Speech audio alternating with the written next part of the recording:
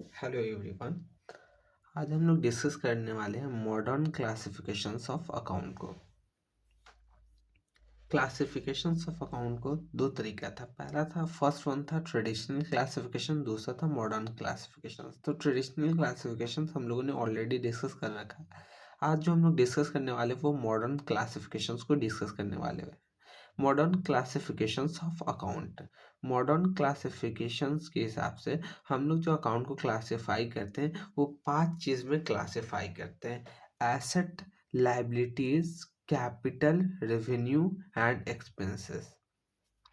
Asset account में किस account को क्लासिफाई करते हैं?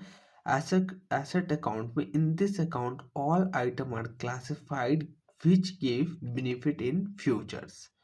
एसेट अकाउंट में वो सारे आइटम को क्लासिफाई करते हैं जो फ्यूचर बेनिफिट देगा बिजनेस को। फ्यूचर बेनिफिट कहने का मतलब क्या चीज़ हो गया?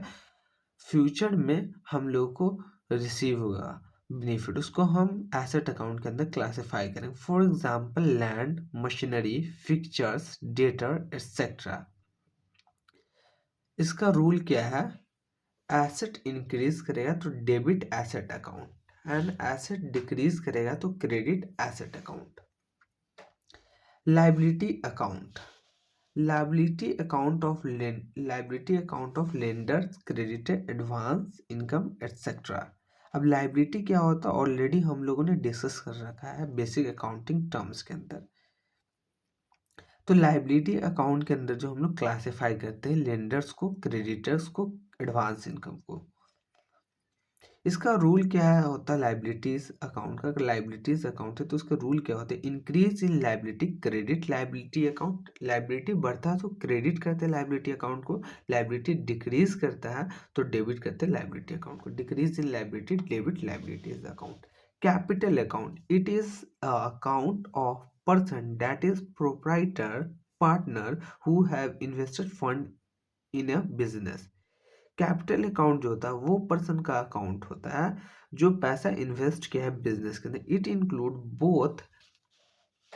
Include both capital and drawings. Capital account के अंदर जो इंक्लूड किया जाता है कैपिटल को भी और ड्राइंग्स को भी। ड्राइंग्स कहने का मतलब जो अमाउंट विड्रू किया गया है ऑनर्स के द्वारा बिजनेस है उसको हम ड्राइंग्स में क्लासिफाई करते हैं। ये दोनों को इंक्लूड करता है, capital as well as drawings account को।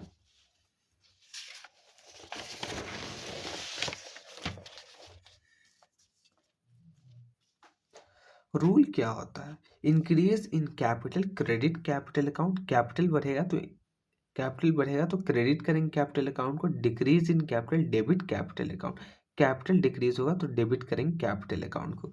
Revenue account, these are the account of income and gain. Revenue account के अंदर जो होता है वो अकाउंट होता है इनकम एंड गेन का। For example sales, discount received, interest is our income. इसको क्लासिफाई करते हैं रेवेन्यू अकाउंट के अंदर। Rules of revenue account, increase in revenue, credit revenue account.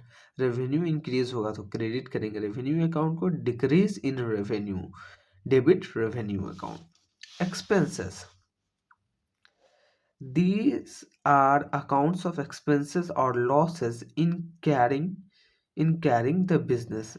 ये अकाउंट में वो एक्सपेंसेस और लॉसेस को क्लासिफाई करते हैं जो इनकर्ड किया जाता है बिजनेस को कैरी करने के लिए, उसको हम लोग एक्सपेंस अकाउंट के अंदर क्लासिफाई करते हैं। फॉर एग्जांपल परचेज, जो रॉ मटेरियल हम लोगों ने परचेज किया उसको एक्सपेंस अकाउंट में क्लासिफाई करते हैं। उसका नेचर जो होता है वो एक्सपेंस नेचर का। बैड डेट्स, बैड डेट्स कहने का मतलब जिस डेटर को हम लोगों ने क्रेडिट बेसिस पे सेल्स किया है और वो पैसा नहीं दे रहा है ड्यू डेट पे, तो उसको हम क्या कहते हैं? Bad debt. तो बैड डेट्स को क्लासिफाई करते हैं एक्सपेंस अकाउंट में।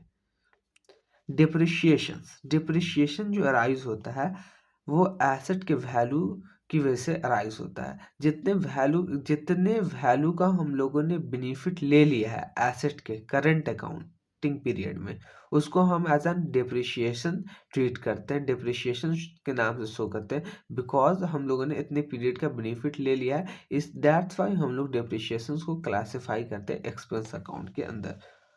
Rule, increase in expense, debit expenses account, decrease in expense, credit expenses account.